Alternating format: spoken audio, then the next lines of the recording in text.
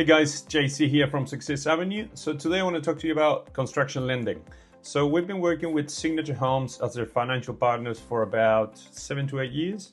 So every year we deal with hundreds of clients that are looking to build their first home, do a knockdown rebuild, build their dream home, all these different scenarios. Now, I would say the big bulk of it is first home buyers. As a first home buyer, I built my first home as well, and then I built another home later. So I have a good understanding of the process of construction, which as a first home buyer can be a little bit scary. So I just wanted to make this video to clarify some things and for people to realize that it's not really that scary. It's more about really understanding the process and the planning that you got to go through. And once you go through that with someone that can help you out and support you, from a building company point of view to a financial advisor that understands construction lending, the process is quite easy. So let me take you through it. So the general feeling is, I talk to a lot of clients, or we talk to a lot of clients every week, which they've been to the bank or they talk to a broker and they went in and the bank said, now you got to buy an existing house, or the broker said that. Normally it's because either they can't be bothered dealing with the situation, they don't understand how to do a construction loan application, or doing a existing home lending is much easier, so you just don't want to deal with it. Okay. It doesn't mean it has to be more complicated, and especially from your side.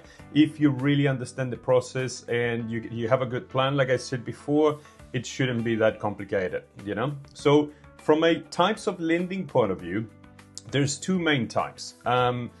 Turnkey packages or turnkey lending, and then construction lending, which is the one where I'm going to focus on.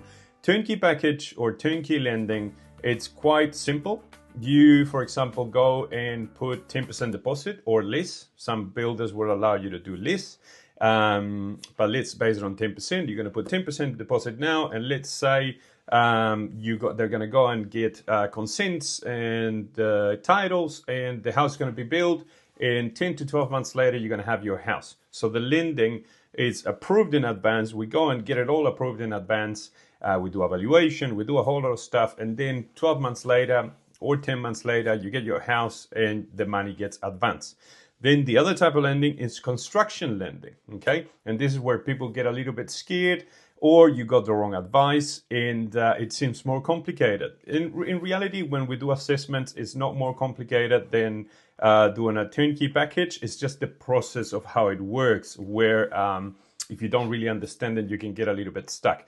But the basics of construction lending is you're going to settle your land, and then you're going to build your home progressively, which is done in progress payments, which we help you with right from the start until the house is fully built. One of the sort of scary parts is people go, how am I going to be able to afford my rent or paying another mortgage, for example, and do this construction lending and having to pay another mortgage on top? And, this obviously gets analyzed in advance. So we do a full analysis of your position so you can understand if you can afford this or not. And if you still want to do it and you can't afford it today, we're going to help you with a plan so you can afford it in 3 months, in 6, in a year, sometimes even longer. Okay, so the idea is not to put you in a place where you are not going to be able to do this. Like I said, we deal with hundreds and hundreds of clients doing this, and there've never been one that couldn't afford finishing their house. So that's not the case. Okay, it just takes a little bit of good planning. Now, if you think about it as a first home buyer, you've been saving every month. I've been dealing with a lot of clients lately. Very good cash flow, very good capacity for saving. You're saving every month to have your deposit to build this house. And then once you put that deposit in, you're going to stop saving and you're going to use that cash flow to cover the costs. Okay, so it's really not that complicated, So it's really having a good plan and really understanding the process of how you're going to carry on with this.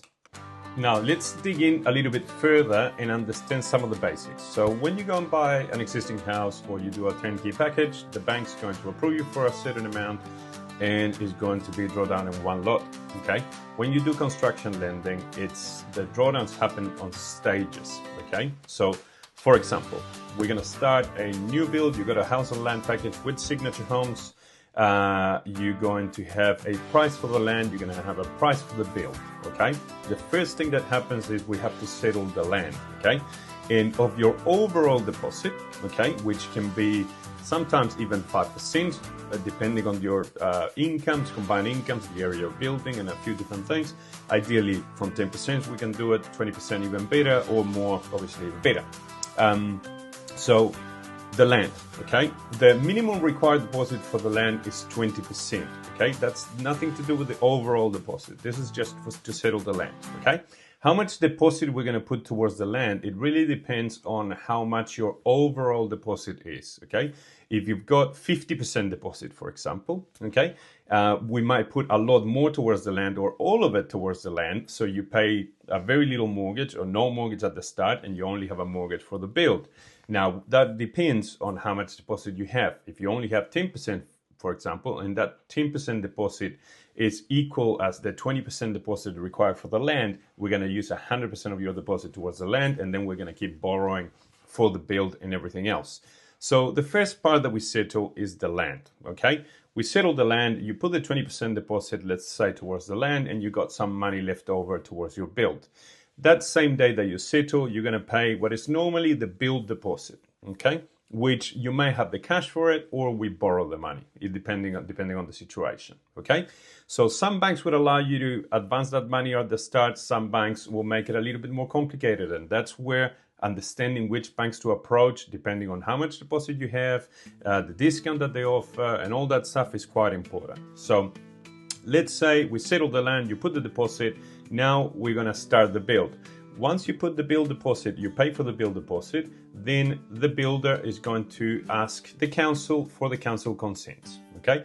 And that process can take anywhere from 2 months to 3 months normally.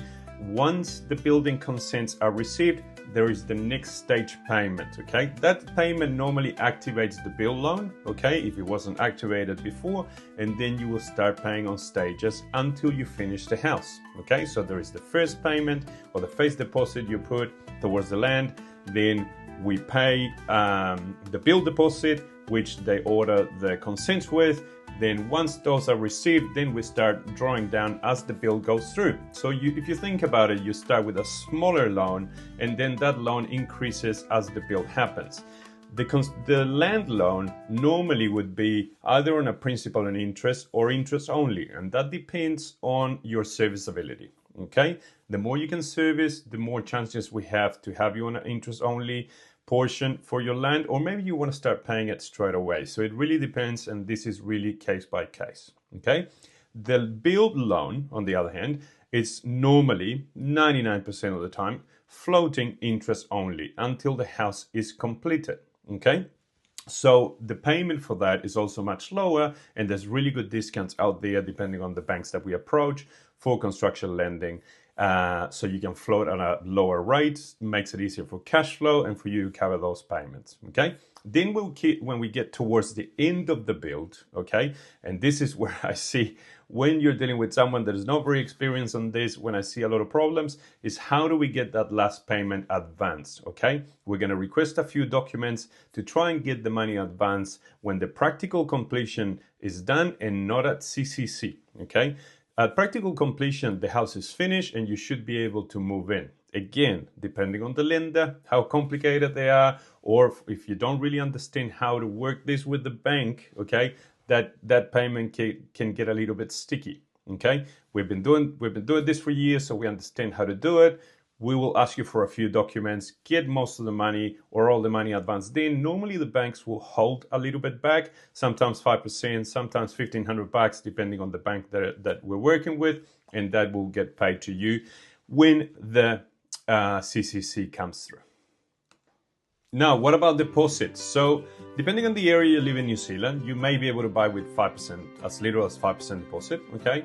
And for 5% deposit buyers, the price of the house can't be too high, and there is rules around your income. Okay, normally you can't make more than a combined $150,000, which also means that, you know, if you want to buy in an area like Queenstown or Wellington or Auckland, where houses, you know, they could be over 150,000, the 5% deposit, it's probably not going to help, and you will require a 10% deposit or higher to be able to do it. Okay, but we will analyze this, and if you need to do a little bit of planning or saving or a good strategy for saving, we're going to help you with that so you can achieve that higher deposit. Now, other costs to consider: you're going to have to pay a lawyer. Okay, so we can recommend the lawyer if you want to, or if you got one you can work with. It's good to work with a lawyer who understands construction lending, and we work with one who works with most of the clients we recommend, so they understand the build contracts and everything else.